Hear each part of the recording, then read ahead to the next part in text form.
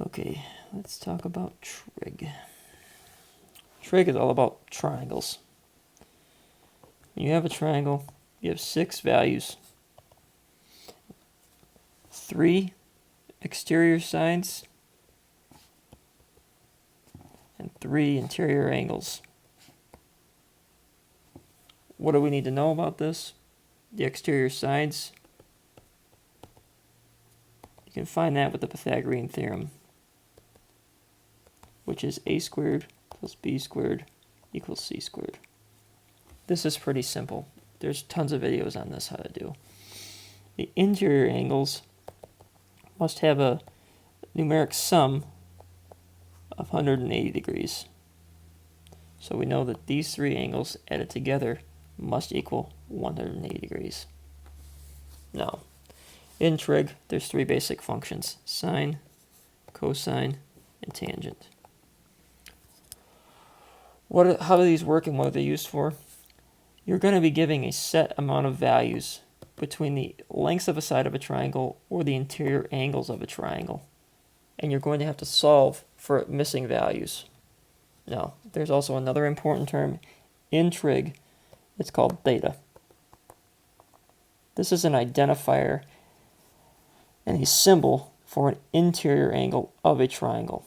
Now, theta can move. How does that work? Say we have a right angle triangle, which is primarily what you're dealing with in trig. Theta will be one of these interior angles. That's not the 90 degrees. Now, it can only be one of these angles. It cannot be both. Okay? So,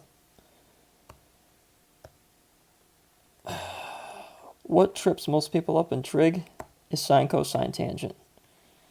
Sine, cosine, tangent are all a ratio of the exterior lengths of the sides of a triangle in relationship to one another. Now, there's an acronym called SOHCAHTOA that is used to help people determine what function they need to use. So sine, cosine, and tangent. Now, depending upon, because we know that this is a 90-degree angle, theta can be one of these 2 angles. Let's assume that theta is this angle. This is going to change the relationship and names of the sides of the triangle. So sine, for example, is the opposite side of theta to the hypotenuse. What does that mean? If theta is in this position, the opposite external length side of a triangle is this one. And the hypotenuse of the triangle, which is always the longest side, is this one. So, if we assign values to the exterior lengths of this triangle of 1, 2, and 3, let's say that sine is the opposite over the adjacent, or the hypotenuse, excuse me. So sine of this specific triangle is 1 over 3. Pretty easy. Now, let's say we erase this, put the same triangle back up there. A 1, 2, 3 triangle with a right angle. And we move theta to this position. Cosine of theta in this position is the adjacent over the hypotenuse. So the adjacent angle in this triangle is right here. And the hypotenuse is here still the same. The hypotenuse never changes. So cosine is equal to 2 over 3. That's pretty simple. So say we have theta in the same position. And we want to find tangent. Well, SOHCAHTOA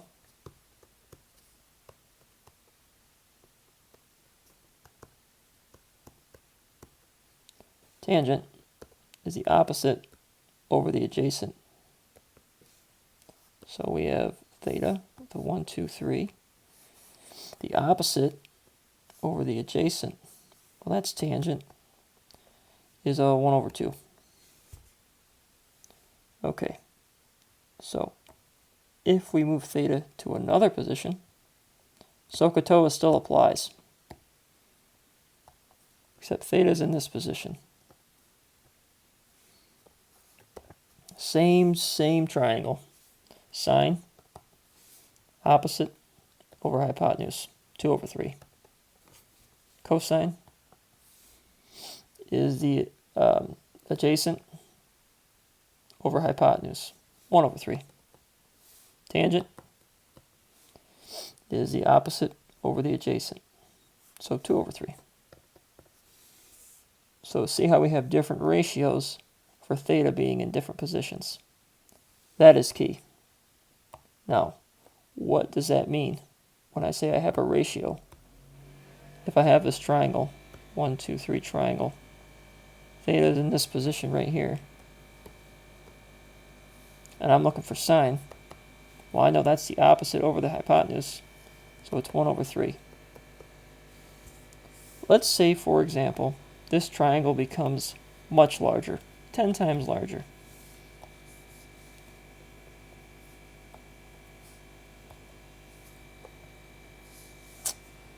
And I say, I want to find sine of that angle. Well, that's easy. That's 10 over 30, because we know sine's opposite over hypotenuse. Well, these ratios are the same, because when I use my calculator and I put sine of 1 divided by 3, or sine of 10 divided by 30, that's going to give me the same value of 0.0058. What is that telling me? Well, it's telling me that that interior angle of theta is the same at both of these triangles.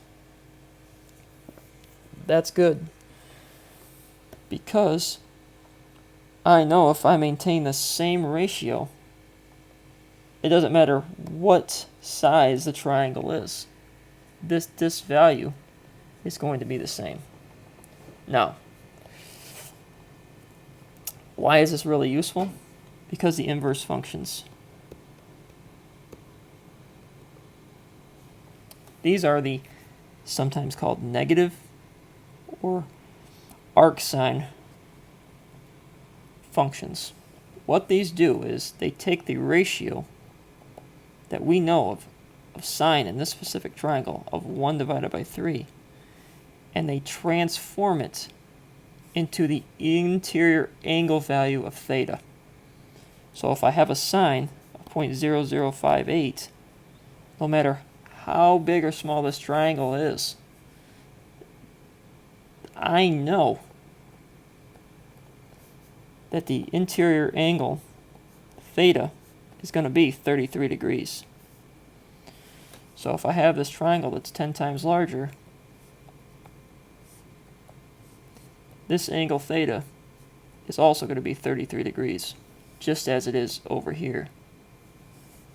That is what trig is all about. Now, say if we have the same triangle, theta's in the same position.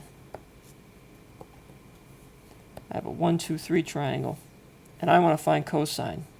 So I know that's the adjacent angle over the hypotenuse. So it's 2 over 3. Okay? And I make this triangle 10 times larger. We know, just as we did with sine, these two interior angles of theta are going to be 33 degrees.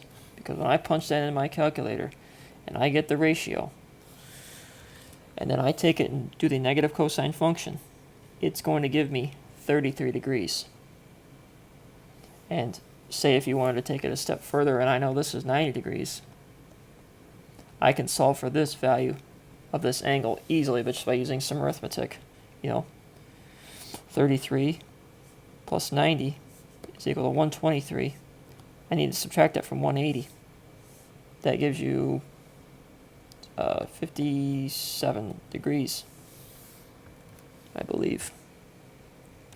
Don't count my math on that.